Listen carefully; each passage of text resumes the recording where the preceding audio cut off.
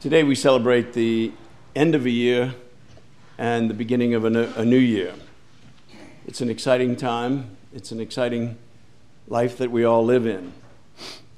And we celebrate it today by searching for the light, which is the title of my sermon.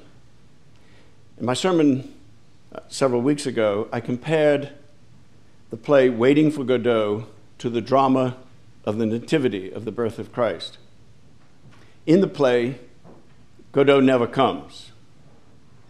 But in our drama, Jesus the Messiah has come and continues to come into our lives, not just at Christmas time, but daily, every day.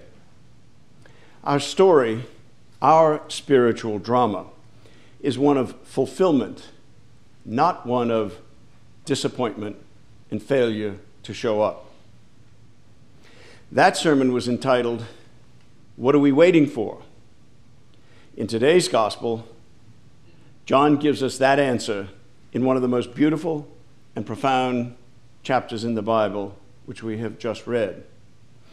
This reading is especially meaningful to Lynn and me, as we included it in our wedding ceremony a few years ago. Almost 30 to be exact. John begins with the phrase, "in the beginning," which is a fitting place to start at the beginning of all creation to describe who Jesus is and who he was before his incarnation. That phrase, "in the beginning," appears only one other time in the Bible, and that is in the first words in Genesis, which starts with, "In the beginning, when God created the heavens and earth." Obviously, John did this intentionally. He referred back to the very beginning of Judeo-Christian tradition and belief. He starts his gospel by stating that Jesus was there with God and was as God since the very beginning. John says, "In the beginning was the Word, and the Word was with God, and the Word was God." He was in the beginning with God. Clearly, John wrote all this on purpose. This is not accidental. His intention in the prologue of his gospel and throughout was to demonstrate the divine nature of Jesus and to give us evidence to support this fact. John's gospel is unique among the four gospels. It explores the mystery and the majesty of the God-man, Jesus the Messiah. He does not ask us to believe, but he gives us the evidence and the opportunity to believe by being a witness to Jesus' life and works, which we can then accept or reject. To understand this unique role of John's gospel, let's compare it to the other three. They're called the Synoptic Gospels because they're so similar. In fact, they often use the same language, both in the Latin and in the Greek versions. When I was in seminary, we read the Synoptic Gospels in parallel on one broad sheet of paper. And it was obvious that the same language was used, Greek, Latin, and whatnot, throughout all three. But these texts evolved over many years and through many edits, so that the attempt was often to achieve a uniformity and consistency in the story of Jesus' life. When you look at the writers of these Gospels, they're all anonymous to a certain extent, but somebody had to write them originally. So they were the first one was assigned to Mark, even though in the Bible they appear Matthew, Mark, Luke, and John, but the first one was written by Mark. And it is the most basic of the four Gospels. It has the facts. He was a follower of Peter, and Peter was the head of the church even then, and he was recognized as that to a certain extent. And his writings, Mark's writings, were basically, I think, told to him by Peter. Peter, probably as CEO, said, "Look, we need to record some of these events. We need to we need to have a record of what happened." And so he assigned it to Mark. Peter was a fisherman. Peter his writing skills may have been very limited. So he had Mark write the first gospel. And it was considered to be the most reliable factually, simply because it was the first and the other three are very much based on it. His emphasis is on Jesus the man, who was revealed as the Messiah only gradually throughout his life and throughout his work. To Mark, Jesus was a very real man, and he is the only one of the gospel writers to say that Jesus was actually a carpenter. They do refer to his father as being a carpenter, but typically the son would follow in his father's footsteps. But Mark wanted to make that perfectly clear. Jesus was a carpenter. Matthew's gospel is the second, and it reflects what is in Mark. But remember, Matthew was an accountant. Matthew was a tax collector, and he dealt in sums. He dealt in lists. Like any accountant, he made these lists, and he started his gospel with a list of Jesus' ancestors, otherwise known as the begats. He made other lists in his gospel, such as the Beatitudes. Basically, he said, look, I was there. I was a participant. I was a disciple. He said, I know some. So he added to Mark's gospel. And to him, it was just the facts, man. Just the facts. And that's the way you can read Mark. But he had that tax collector's emphasis, pay unto Caesar what is owed to Caesar, and to God what's God, that type of thing. He understood that, but he was also a very practical man. Luke was a physician, a writer, and a disciple of Paul, and he was also very close to Mary, the mother of Jesus. His gospel reflects original sources, such as the beautiful story of the birth of Jesus, which was told to him by Mary. That's the story that we read, of course, every Christmas. But he wanted to talk to original sources, and so he amplified the Gospels with stories from Mary, from Paul, from others. He traveled with Paul and also wrote the Acts of the Apostles, which reflects his access to original sources, to all the apostles and their teachings.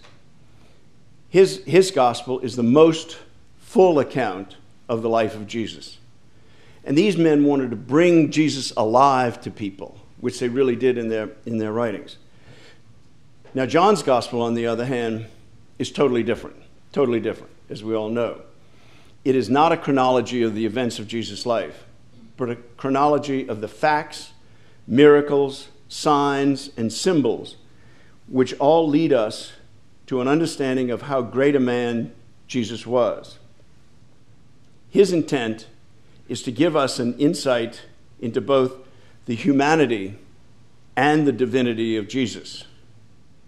His gospel is a theological tour de force. But I will only address one small part, one symbol that is very significant. It is the symbol of light, which he uses throughout his gospel in a manner similar to the way light is used in Genesis. God created it and used it to separate the day from the night. Light from the very beginning was a distinguishing factor from good and evil. Jesus is the light, and those who follow the light will be saved. Those who embrace the dark will not. I mean, we all love titles like The Prince of Darkness, and kids love movies about the dark and the dark of night.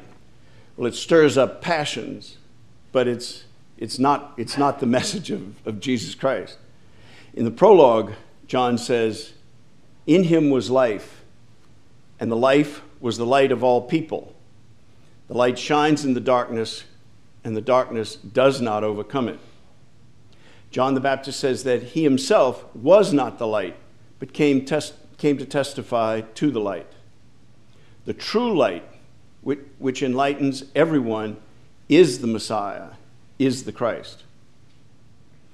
When talking to the Pharisees, Jesus describes himself in John's gospel as saying, "I am the light of the world. Whoever follows me will never walk in darkness, but will have the light of life. John also says, the light has come into the world, but men who love darkness rather than the light. The conflicts of life and light and darkness evoke a universal and primordial response. Light is good, darkness is not. And there are many songs about light, how she's the light of my life and the love of my life. And light is associated with love and brilliance and opening. And it's a principal theme of John's gospel, as we can see. Jesus cures the blind man, not because of a sin, but to show his power and to emphasize the goodness of light, the goodness of seeing. Jesus contrasts the children of light with the children of darkness. He says, sin does not reside in blindness, but in those who have seen the light and have rejected it. For they have chosen to live in darkness because they love it. And that's a frightening thing. That's a frightening thing. I'm reminded of a phrase that Robert E. Lee said at the Battle of, I think it was Fredericksburg. And he looked out over the battlefield, and of course, it was nothing but carnage. And he said, "Let us end this, otherwise we learn to love it," which is a frightening thing. And it is a primordial response that we have to overcome as human beings. But we can do that through the light of Jesus. The resurrection of Jesus is foretold by the prophets, who say that glory to those who have seen the light. This gospel is the most complicated and yet soaringly beautiful in language, art, and theology. My last Greek examination in seminary was on the Gospel of John. So basically, we were told, translate it. We studied for it by simply reading John in the original Greek. But we had a crib sheet, we had a Latin translation on the side, so that was supposed to help. It was one of the most enjoyable moments of an educational experience, because reading the Greek is just, it's lyrical, it's beautiful. It was one of the most pleasurable experiences, but also enlightening and enriching. I recommend at the end of this year and the beginning of the new, that you give yourself a gift, a great gift, by just reading John whenever you have a chance. Not fearfully, because most people are afraid to pick up the Bible and just read it, just a paragraph or two. You can almost turn to any page, any paragraph in it, and it's like reading poetry. Just read a few verses, read a few lines. See the signs, see the symbols, see the light that comes through, that shines through the words. And the joy that it brings to all of us, from the beginning, in the beginning, until the end, when Jesus rises from the dead. This is the gift of light that John gives us to bring into the new year. And may the light be with us all. Amen.